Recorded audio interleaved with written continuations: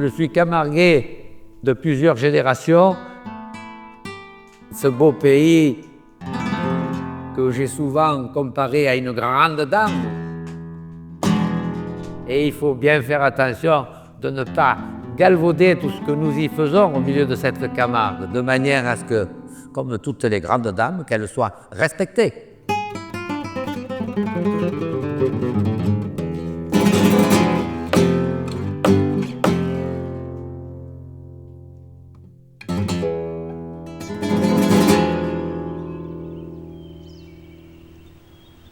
La Camargue a toujours intrigué par son mystère, par quelque chose qui est assez indescriptible, parce que d'abord, il faut beaucoup de temps pour la découvrir.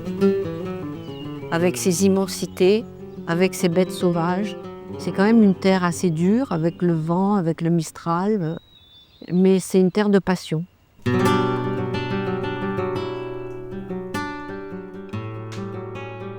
Dans l'Antiquité, les fermes étaient implantées à proximité du fleuve, car c'était là qu'on trouvait les sols les plus fertiles.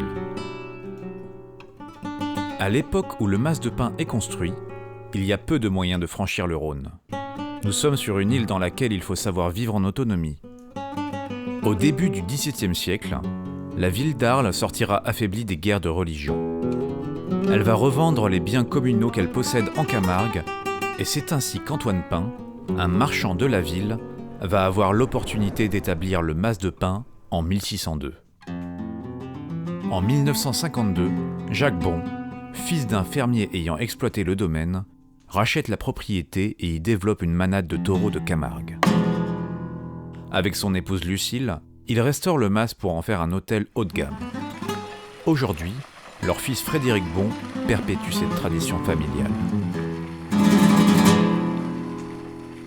J'ai profité pendant toute mon enfance de la Camargue, de cet environnement. Après, une enfance qui a été un petit peu rythmée par la création de l'hôtel. J'avais à ce moment-là 4 ans, mais ça m'a permis aussi de partager beaucoup de moments avec mes parents. Et puis de garder cette manade, de continuer à la faire progresser. Et je pense que c'est la continuité de ce qu'a cherché à faire mon père. Mon père a toujours été quelqu'un qui était dans l'excellence.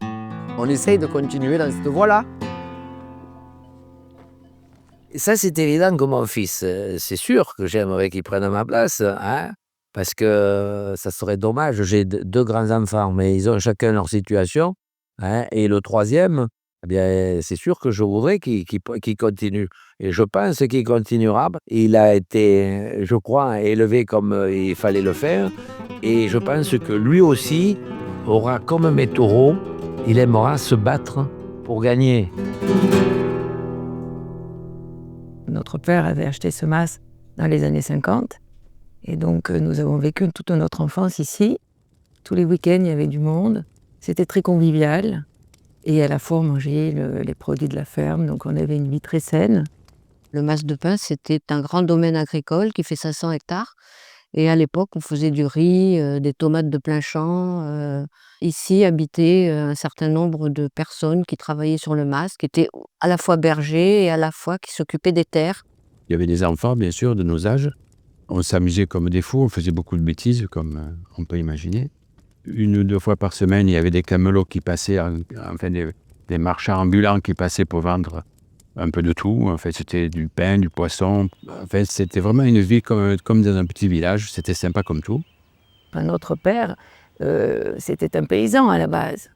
C'était un homme qui démarre de pas grand-chose et il achète cette propriété. Et puis après, il ne cesse d'évoluer. Il était plutôt visionnaire, voilà. Je suis un ami de Jacques Bon. J'étais dans le commerce des moutons et lui était un des plus gros éleveurs de la région. Et on se faisait confiance des 2 côtés. Tu me payeras quand tu pourras, je te fais confiance. Et ça, c'était quelque chose d'extraordinaire.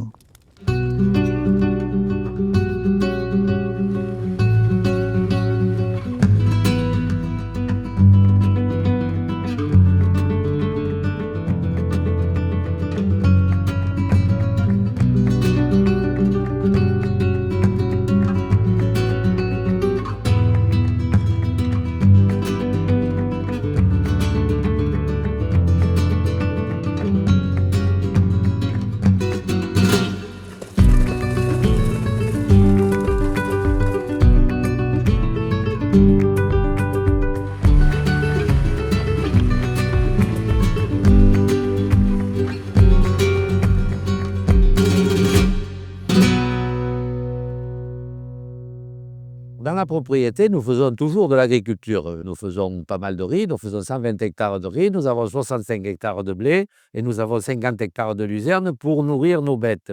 On a continué l'activité agricole qui a toujours été l'activité principale de cette propriété, qui était au début l'élevage du mouton.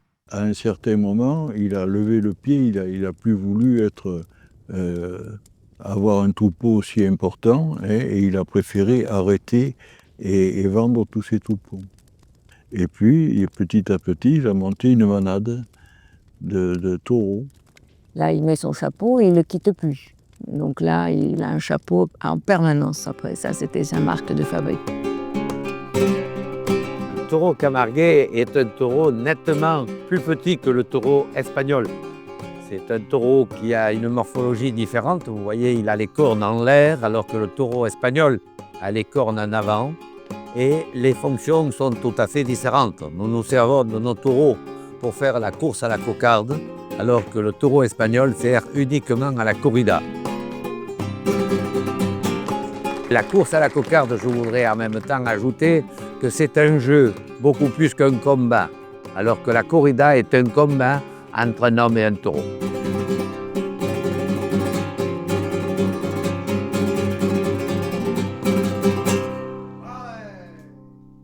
J'ai rencontré Jacques à Saint-Rémy-de-Provence. Et donc, on est tombés amoureux l'un de l'autre et je suis arrivée ici en 1983. Jacques disait toujours que je lui apportais du sang neuf. Alors c'est très marrant parce que le sang neuf, c'est par rapport au taureau. Vous savez, il ne faut pas faire de la consanguinité et mettre toujours les mêmes. Donc je lui ai apporté un nouvel éclairage sur la Camargue et sur comment faire cet hôtel. Bon, il faut dire que Jacques était un visionnaire et que c'était quelqu'un qui voyait très loin. Quand j'ai rencontré Jacques, j'étais un peu presque gênée par sa trop grande beauté. C'était vraiment un séducteur qui ne pouvait que le savoir, parce qu'il avait énormément de succès auprès des dames. C'était un homme qui avait des qualités de cœur merveilleuses. Et je me souviens et je garde le souvenir du dernier coup de téléphone qu'il a donné à Claude. J'y vais, je réponds et on commence à parler, mais je lui dis Jacques, Claude est par là, je vais te le passer. Il me dit non, prends ton temps, ça me fait plaisir que nous parlions. Et on a parlé un petit peu, mais pas assez pour mon goût, puisque c'était 2 jours après, j'ai appris sa mort. C'est quelqu'un que je n'oublierai pas, c'était vraiment un grand monsieur. Il sortait d'une famille simple, et pourtant il était d'une distinction naturelle. Il était beau à voir.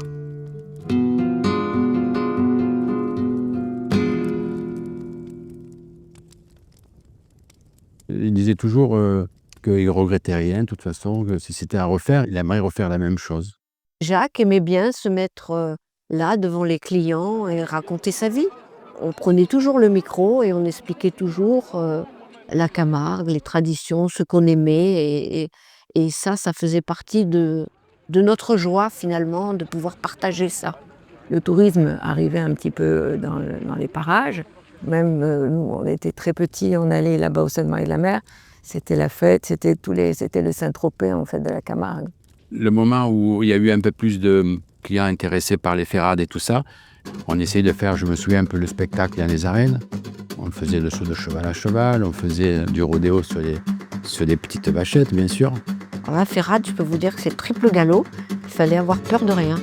Mais c'était magique.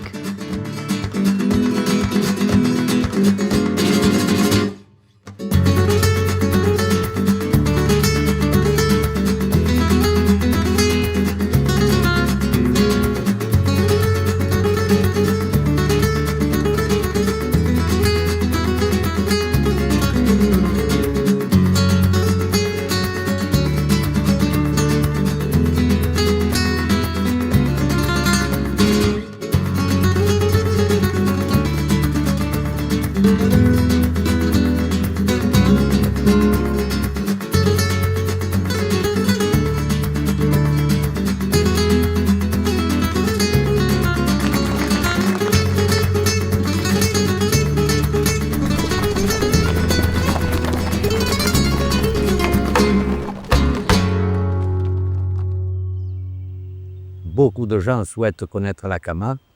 Et c'est évident qu'il faut faire tout ce qu'il faut pour que ces gens soient bien reçus, mais qu'ils puissent vivre en Camargue ce que nous avons toujours vécu. Jacques et moi, on voulait vraiment quelque chose de différent, où les gens se sentent comme à la maison. On voulait que ça soit comme une maison de famille, avec une âme. Et donc, on a décidé d'arranger ces dépendances. Ici, c'était un garage. On rentrait avec les tracteurs, etc. Et donc, on a commencé les travaux en 92 et on a terminé en 1994. Donc, on a mis seulement 2 ans pour faire tous ces travaux. C'était titanesque. Il fallait vraiment avoir un grain de folie ou beaucoup de vision à long terme pour se lancer dans un projet comme ça. On a commencé à restaurer la bergerie. On a reçu beaucoup de groupes internationaux.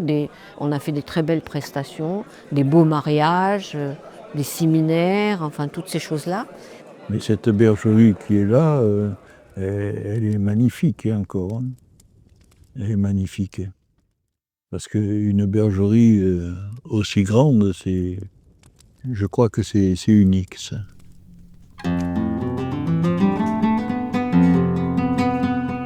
Ici, le mas, il y avait juste une terrasse, comme les mas traditionnels en fait camarguais, en U avec le pigeonnier, et puis toute la façade côté sud. Et donc là, c'était une terrasse avec des vieilles pierres un peu usées, puisqu'elles dataient quand même de 1602. D'un côté, il y avait des chenils, donc du coup, on a fait une suite qui s'appelle la terrasse, on a fait une jolie terrasse. Ici, vous voyez, il y avait des sangliers, des poules, enfin, c'était la ferme, quoi, vraiment pas soignée, enfin, je sais pas comment. C'était pas avec un jardin qu'on tondait, des fleurs, et bon, il n'y avait rien de tout ça, quoi.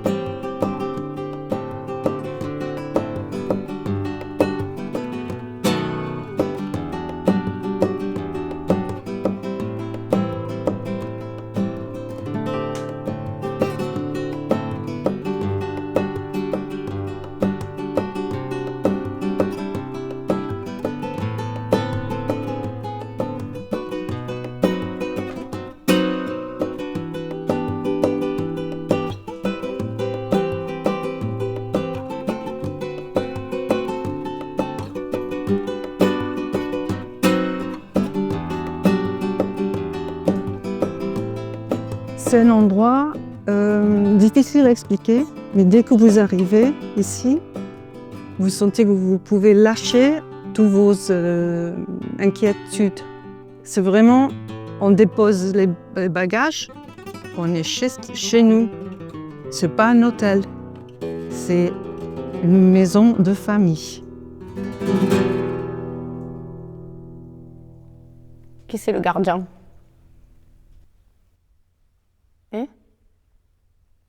C'est toi? C'est toi le gardien?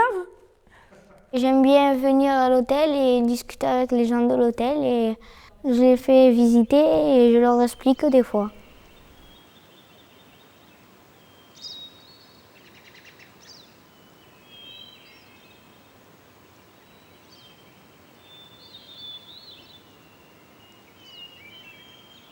Il y a plein de choses à découvrir.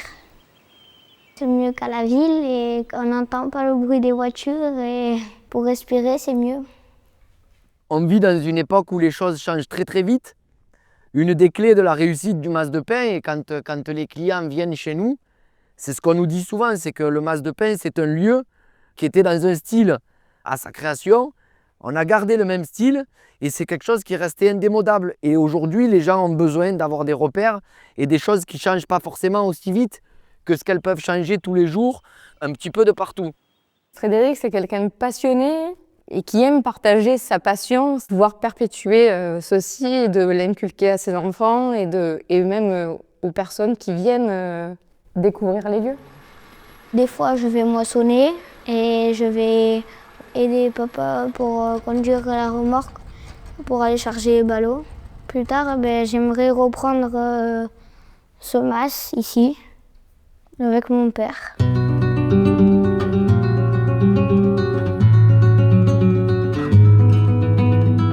pouvoir perpétuer des générations et de pouvoir continuer ce que les parents ont construit auparavant et de le continuer, de le peaufiner et de l'améliorer. C'est ça qui est beau.